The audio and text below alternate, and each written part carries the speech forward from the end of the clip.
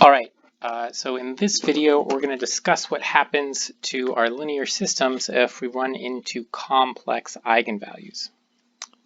So let's just go ahead and proceed as normal with this example. So again, we'll find our characteristic polynomial.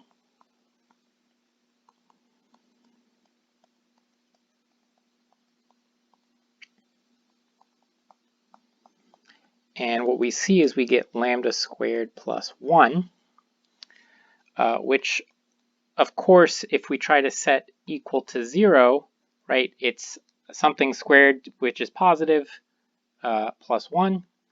And so that has to be strictly greater than 0. So it has no real roots. However, it has two complex roots, plus or minus I. Now, so again, you might remember Euler's formula, which says that e to the it is equal to cosine of t plus I sine of t. Right? The other thing, so to sort of just note a couple facts. So first we have this. The other thing that you might remember from earlier in the course, which is still true. So if ft plus I g of t are solutions to a real coefficient ordinary differential equation, then f of t and g of t are also solutions.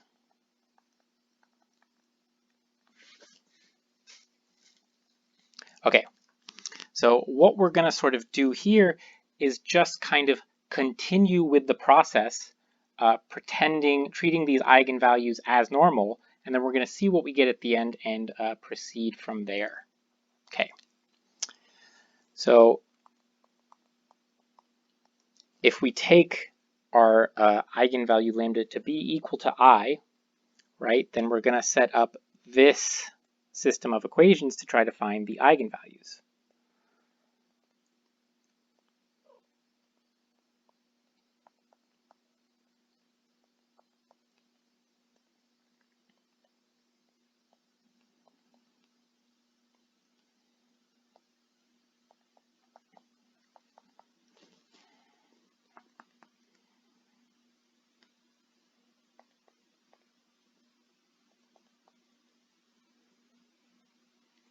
So we get negative I times A equals B, and for the other one, A equals IB. At this point, remember, we could always just solve one of these. Always a good idea to just double check because it's not too bad and it's a good way to check our work. It doesn't appear at first glance that these are the same, but if I multiply both of these by I, right, I get negative I squared, which is negative 1, times A equals IB. And on the bottom, I just have the same thing. And so I do see that, okay, yes, they are the same. And I can get my general form of my eigenvector is going to be C1, I1. Okay. Now, it turns out normally for these equations that you're only actually going to have to find one eigenvalue, or one eigenvector. I'm sorry. And to explain why, I'm going to find the other one and point out the similarity. So negative, negative I, we get I, negative 1, 1, I.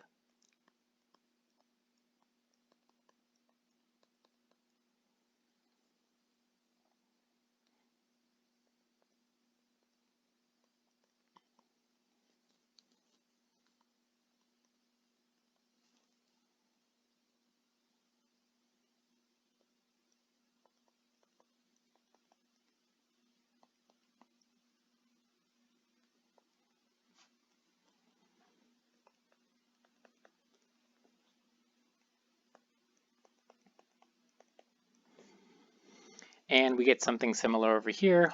We could do the same check, but I'll just note that what this means is, actually I'll take this second one and see that what I got is the same exact thing except with negative I replacing I.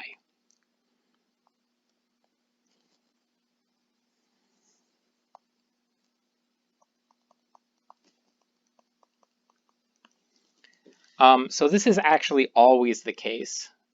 Whenever you're doing these sort of eigenvalue problems like this, if A, let's say, plus IBC plus ID is an eigenvector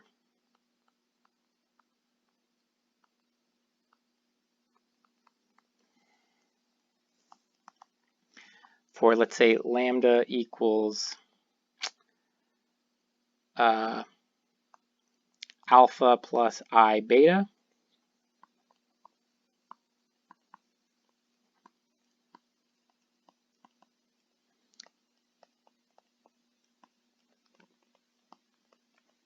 then if I just change the sign on these, I get the eigenvector for if the eigenvalue when I change this I to a negative I, which remember we're always going to have because we're solving a quadratic, so it's always going to be alpha plus or minus IB. Okay. So that's one thing to know, just like it's not actually going to matter in this next step. Okay, so what do we do next? Well, we have one solution, right? And in fact, it wouldn't even necessarily be wrong to say that maybe the general solution is C1 e to the IT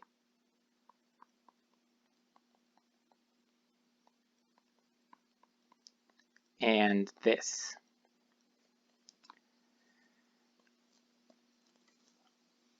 So like this answer I would say is, not wrong, but incomplete.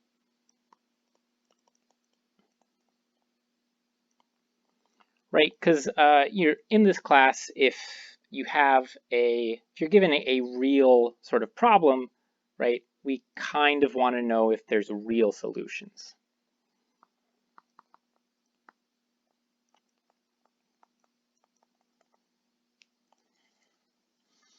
So what we can do, though, is use Euler's formula to find the form of the real solutions.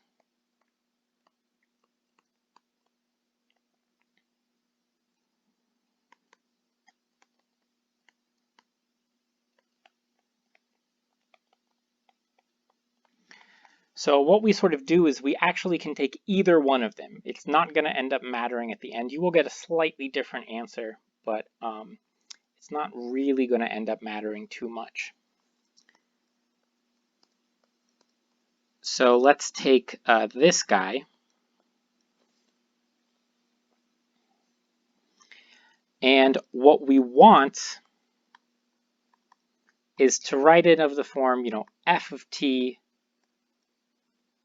times some vector ab plus I g of t plus some vector times cd. And then what we're going to do from there is then the general solution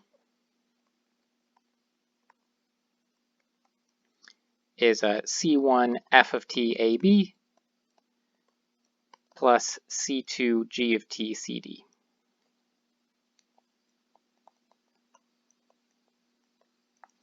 Using this sort of principle up here, right? If I have a solution like this, then that means the real and purely sort of imaginary parts are necessarily solutions as well. Okay. So let's expand this. E to the IT I1, it's going to be really useful here to write this vector in terms of its real and imaginary parts. So for this part, we just use Euler's formula, cosine t plus I sine of t. And then here I'm going to split this vector up as 0, 1 plus I times 1, 0.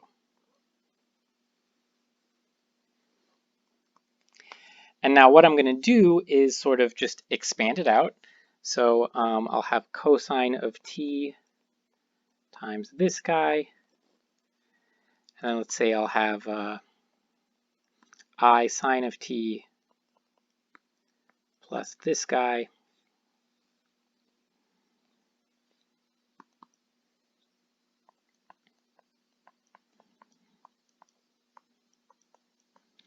And then, multiply those two and the other two. That one I'll have an I squared, so negative 1 sine of t times 1, 0. And now what I do is I collect them into the real part, right? So my real parts are going to be cosine of t times 0, 1, and then minus sine of t times 1, 0.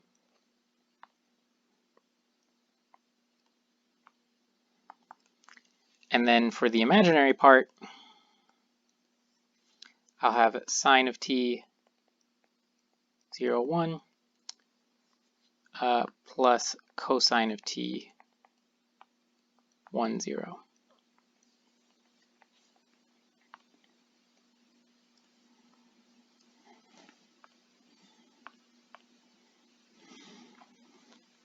Okay, so now I have this is a solution,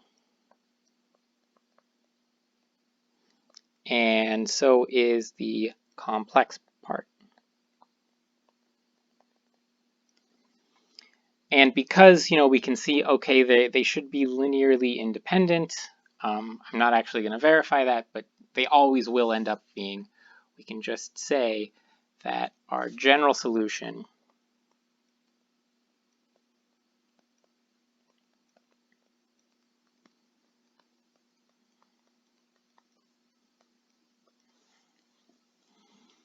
and to make it a little bit more compact, I'll combine these. Let's see.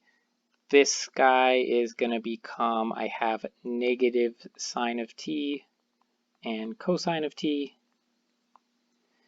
And this guy is going to be cosine of t and sine of t.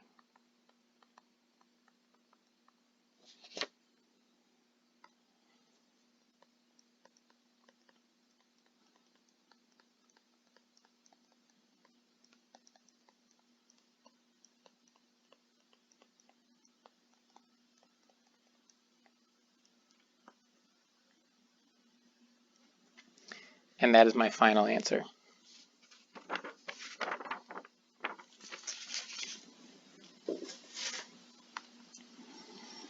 All right.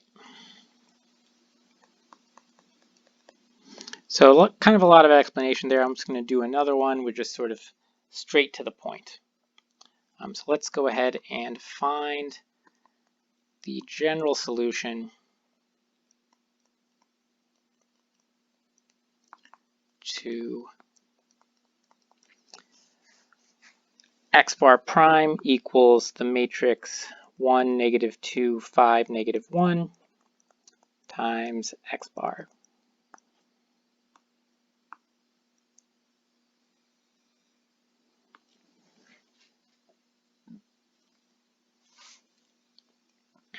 All right, so find the characteristic polynomial 1 minus lambda, negative 1 minus lambda.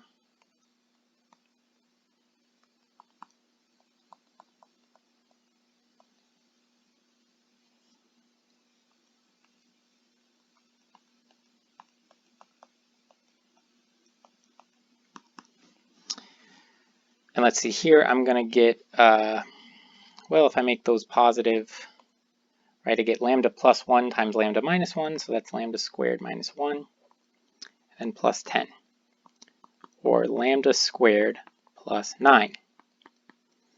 Right, I will go ahead, just solve it, and I see that lambda is equal to plus or minus 3i. Okay. So now I just go ahead and actually I can pick either one of my eigenvalues. I'm actually going to pick negative 3i because, right, I subtract my eigenvalues here. So 1 minus negative 3i, negative 2, 5, and negative 1 minus negative 3i. So those both become pluses.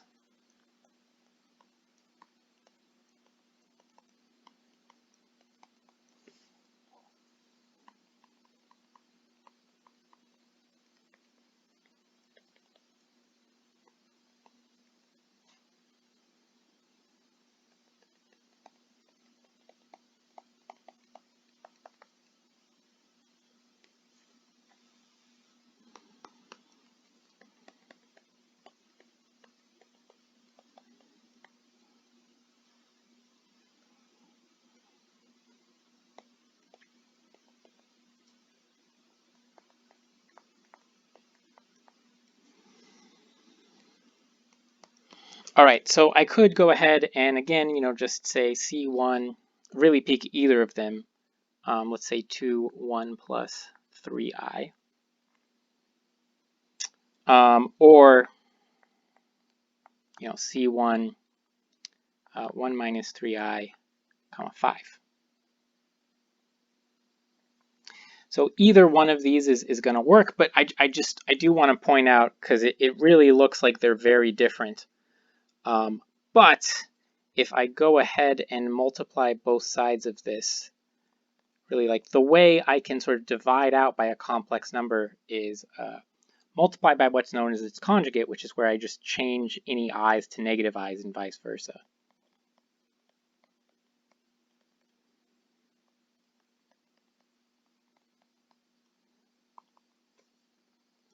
And here I see that I have, remember if I multiply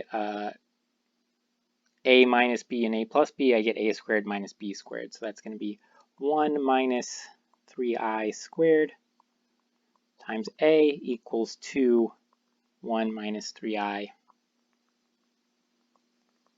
times b, and so 10 equals 2, 1 minus 3i. Dividing through by 2, I get this equation down there. So even if you get to this point, I know up to this point I've been saying you should check your work here. It can totally be the case that things look very different, but still, are valid in sort of the complex rules. Okay. So let's continue. I'll take this one as my eigenvector. So 2 and 1 plus 3i. And now I'll write out, so negative 3i times 2, 1 plus 3i. It is important, though, that if I did negative 3i, I do it here as well, because you will get a different answer if you do it the other way. Okay.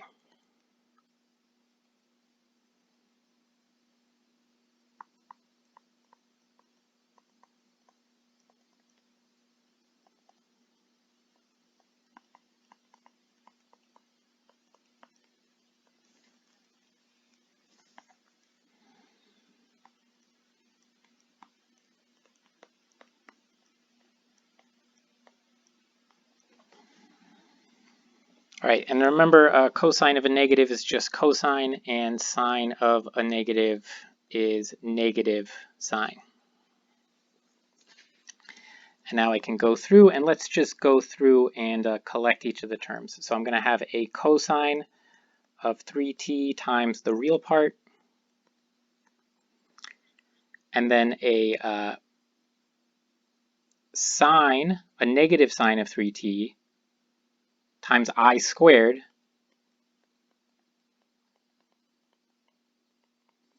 times the complex part.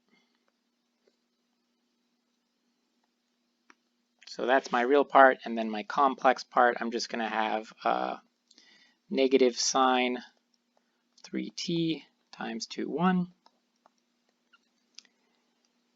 and cosine times the complex part, so plus cosine of 3t.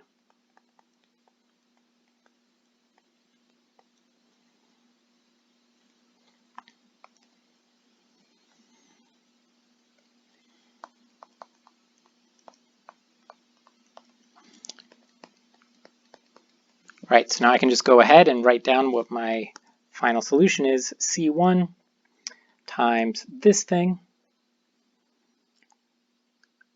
So if I want to combine into one vector, I can write it as 2 cosine of 3t and cosine of 3t plus 3 sine of 3t.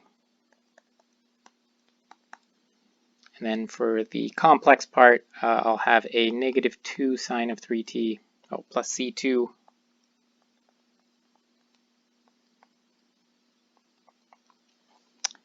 and then negative sine of 3t plus 3 cosine of 3t.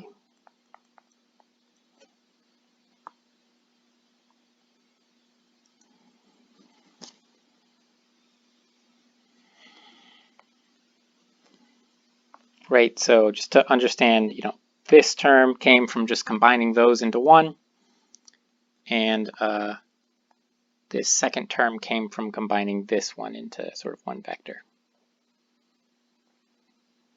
All right. I will do one more before ending this video.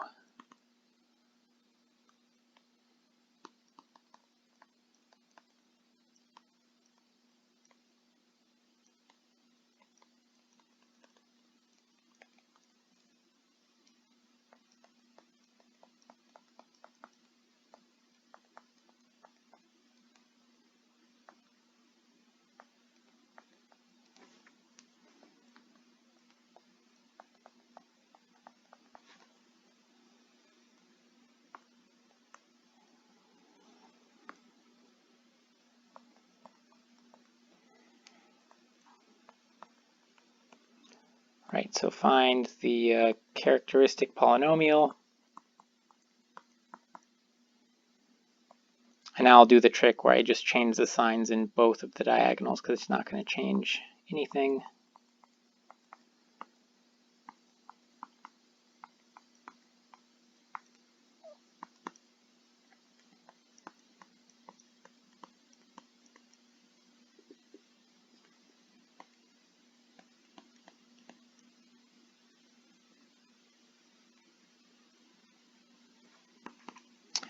And then 5 times 12 is 30. So that 5 plus 13, I'm sorry, 5 times 12 is 60. And so 5 times 12 should be 65.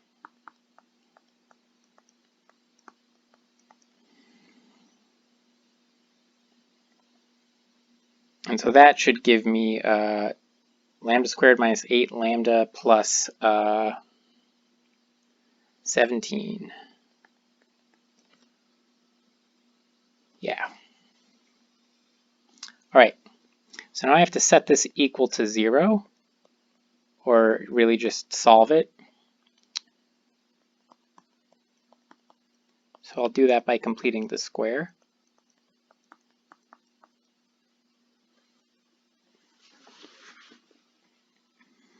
And if I have a minus 8, having that gives 4, and if I square that, I want 16.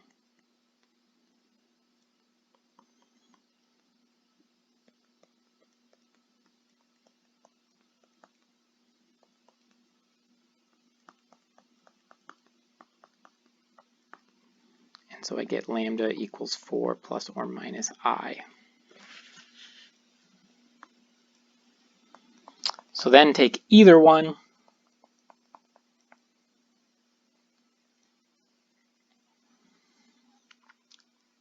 go ahead and solve for, so negative 4 minus 4 plus I is negative 8 minus I. I have negative 5, 13, and 12 minus 4 plus I is positive 8 minus I.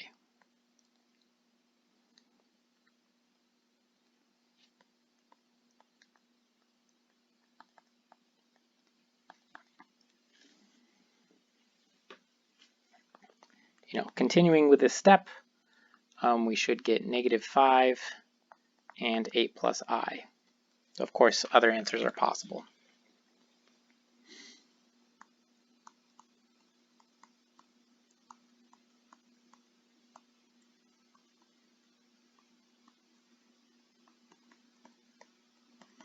And then this one, because we also have a real part, what we can do is just pull out a 4t and just not really worry about it. So pull it out, make sure to include it again at the end. But then we have e to the it, so that's just going to be cosine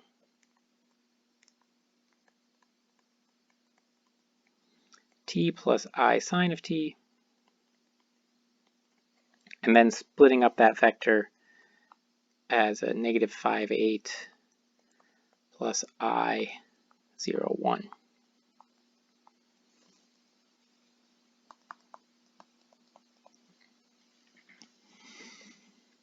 So now again, we'll have the real cosine times the real vector.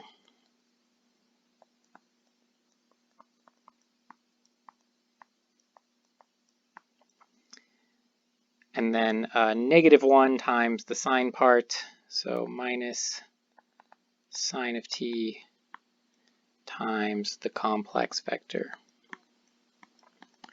plus cosine times the complex vector,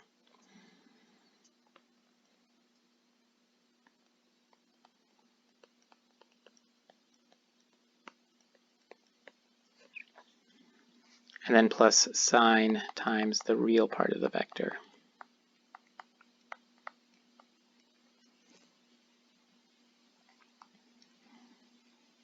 And then all times this e to the 4t.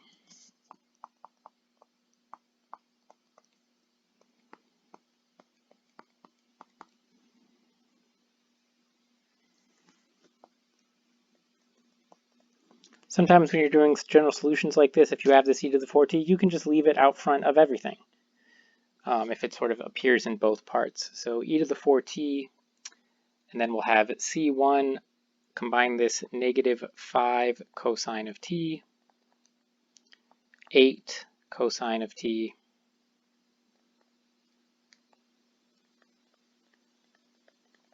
minus sine of t, and then plus c2, -5 sine of t, and then cosine of t plus 8 sine of t.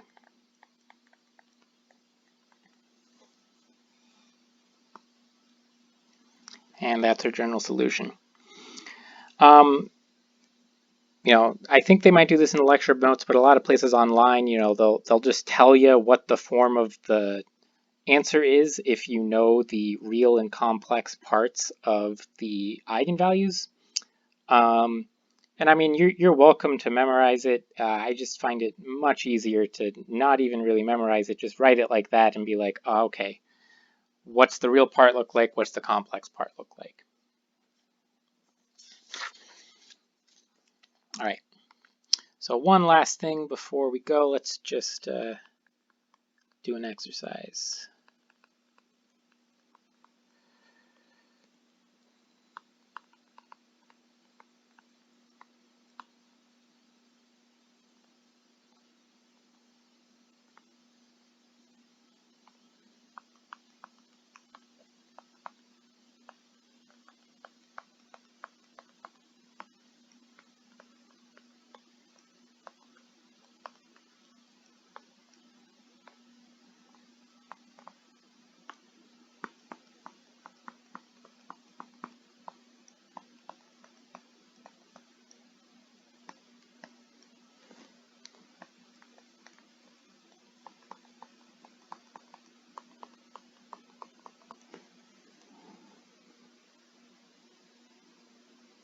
All right, so give these both a shot. All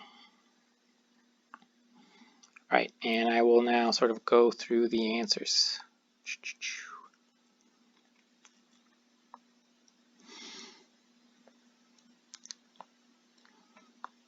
All right, so for this first one, you should have gotten your characteristic polynomial was lambda squared minus 6 lambda plus 13. and so lambda equals 3 plus or minus 2i. Taking either of them, but I'll do lambda equals 3 plus 2i, you should get an eigenvector of 1 plus 2i and 2.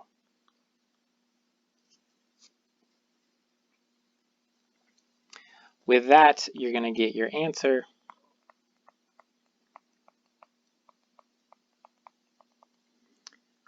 of x equals e to the 3t times c1 cosine of 2t minus 2 sine of 2t and 2 cosine of 2t.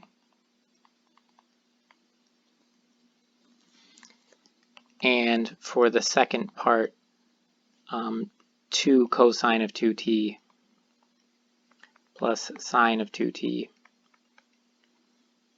and 2 sine of 2t.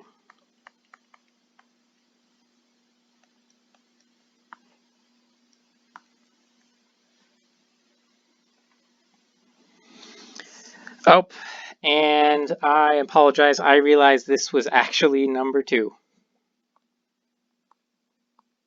So sorry for your confusion on that one. Yeah, that one was number 2. Number 1.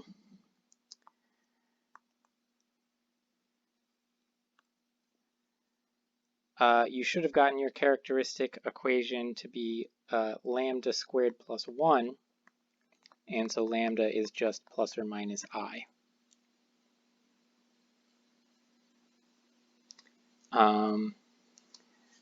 Using that eigenvalue, you should have gotten your eigenvectors of 5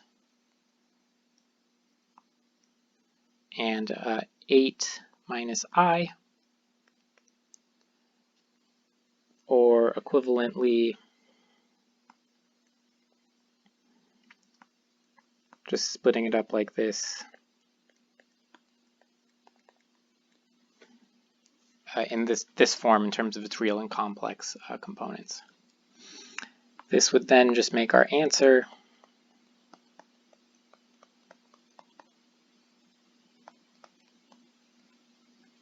uh, 5 cosine t c1, 5 cosine t, 8 cosine t,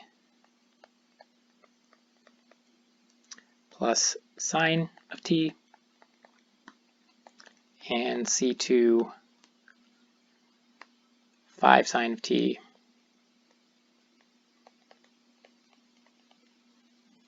8 sine of t, minus cosine of t.